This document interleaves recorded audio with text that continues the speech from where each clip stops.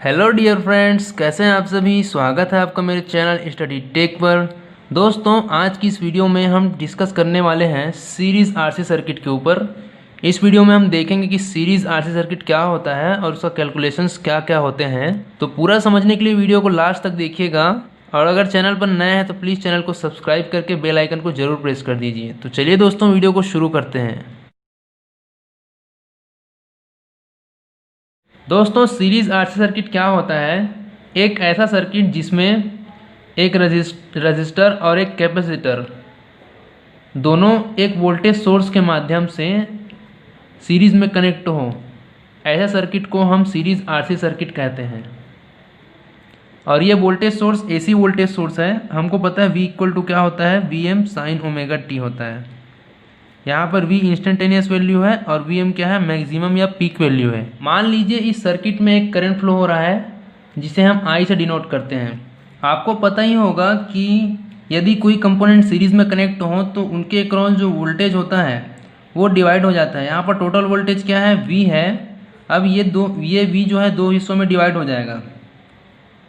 यहाँ पर इसका एक रजिस्टर के क्रॉस वोल्टेज मान लीजिए VR है और कैपेसिटर के क्रॉस वोल्टेज मान लेते हैं VC है। तो यहाँ पर क्या हो जाएगा, V इक्वल टू क्या हो जाएगा, VR प्लस VC हो जाएगा। प्योर रजिस्टर के क्रॉस क्या होता है, वोल्टेज और करंट जो होता है वो सेम फेज में होते हैं। मतलब कि इस लाइन में अगर हम करंट को बना रहे हैं तो इसी लाइन में हम क्या करेंगे, वोल्टेज को भी शो कर सकते हैं। इनके बीच कोई फेज डिफरेंस नहीं होता, दोनों सेम फेज में होते हैं। किसके केस में, रजिस्टर के केस में। लेकिन कैपेसिटर के केस में क्या होता है दोस्तों, कैपेसिटर के केस में जो करंट होता है, अगर मान लीजिए वोल्टेज है तो करंट कहाँ पे आएगा, यहाँ पे आएगा। मतलब कि करंट जो है 90 डिग्री लीड करता है किससे, वोल्टेज से। कैपेसिटर के क्रॉस वोल्टेज से जो करंट होता है कैपेसिटर के क्रॉस, वो 90 डिग्री लीड करता है। मतलब कि वोल्टेज जो है 90 डिग्री लैग करता है। लेकिन रजिस्टर के क्रॉस में क्या होता है, वोल्टेज और करंट सेम फेज में होते हैं। मतलब इनके बीच का जो फेज एंगल होता है फाई, वो क्या होता है, 0 डिग्री होता है। अब देखिए यहाँ पर अगर हम ड्रॉ करें तो ये करंट है और ये कौन सा वोल्टेज है, रजिस्टर के क्रॉस वोल्टेज है VR। अब इस डायग्राम में अगर हम VC को डिनोट करना चाहें तो कहाँ पे करेंगे, देखिए IC से 90 डिग्री लैगिंग है, पीछे है। मतलब ये IC है तो इससे पीछे कहाँ पे आएगा, यहाँ पे आएगा क्या, VC। ये VC क्या है, कैपेसिटर के क्रॉस वोल्टेज है, और VR क्या है, रजिस्टर के क्रॉस वोल्टेज है। अब अगर इन दोनों वोल्टेज का परिणामी हमको ज्ञात करना है, रिजल्टेंट ज्ञात करना है, तो वो कैसे ज्ञात करेंगे। मान लीजिए उसका रिजल्टेंट कुछ इस तरफ यहाँ पे आया, तो अब देखिए रिजल्टेंट क्या होगा, V होगा। और इसे हम कैसे फाइंड करेंगे मैं आपको बताता हूँ, ध्यान से देखिएगा। यहाँ पर देखिए ये वाली भुजा, इसको मान लीजिए ये O मान लेते हैं। देखिए O, इसको मान लीजिए A और इसको मान लीजिए V को V ही रहने दीजिए, O A और V। ये देखिए यहाँ पर एक समकोण त्रिभुज बन रहा है। समकोण त्रिभुज, ये उसका लंब हो गया, ये आधार हो गया और ये कर्ण हो गया। और ये कर्ण वाली रेखा कौन सी है, V है। और आधार की वैल्यू क्या है, VC है। और लंब की आधार की वैल्यू क्या है, VR है। और लंब की वैल्यू क्या है, VC है। ये VC है तो ये भी VC होगा, और ये VR है तो ये भी VR होगा। अब पाइथागोरस प्रमेय आपने पढ़ा होगा मैथ्स में। पाइथागोरस प्रमेय के अकॉर्डिंग क्या होता है, कर्ण का स्क्वायर इक्वल टू लंब का स्क्वायर प्लस आधार का स्क्वायर, यह आपने पढ़ा होगा।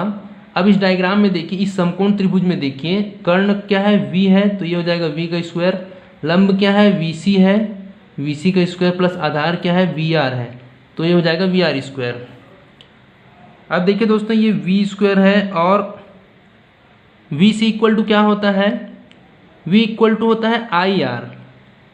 लेकिन ये VC क्या है, कैपेसिटर के क्रॉस वोल्टेज है। और कैपेसिटर के क्रॉस जो रेजिस्टेंस होता है, जो इफेक्टिव रेजिस्टेंस होता है, उसे हम क्या कहते हैं, उसे हम X से डिनोट करते हैं, जिसे हम क्या कहते हैं, रिएक्टेंस कहते हैं।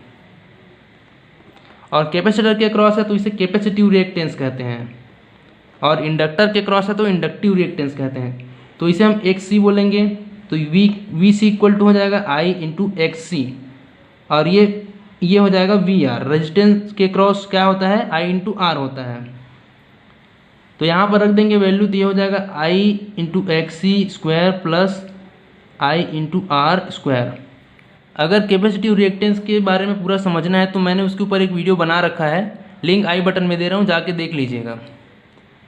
तो चलिए देखते हैं यहाँ पे क्या होगा। अब ये हो जाएगा वी स्क्वायर, यहाँ से देखिए इसको अगर खोलते हैं ब्रैकेट को तो ये हो जाएगा I square into x C square plus I square into R square. यहाँ से देखिए यहाँ भी आई स्क्वायर है, यहाँ भी आई स्क्वायर है, इसे हम कॉमन ले लेंगे। अंदर क्या बचेगा, एक्स सी स्क्वायर प्लस आर स्क्वायर, यहाँ पर है वी स्क्वायर। अब देखिए दोस्तों ये जो स्क्वायर है, स्क्वायर को अगर इस तरफ ट्रांसफ़र करेंगे, पक्षांतर करेंगे, तो वो क्या हो जाता है, वो स्क्वायर रूट बन जाता है। तो ये हो जाएगा square root I square into x C square plus r square. अब देखिए आई स्क्वायर है तो ये बाहर आ जाएगा, ये हो जाएगा I into root are square plus x C square.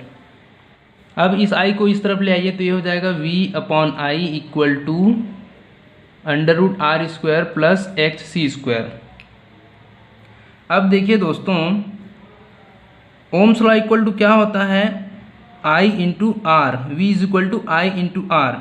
यहाँ से v बाई आई अगर हम करते हैं तो क्या हो जाएगा, v by I equal to are.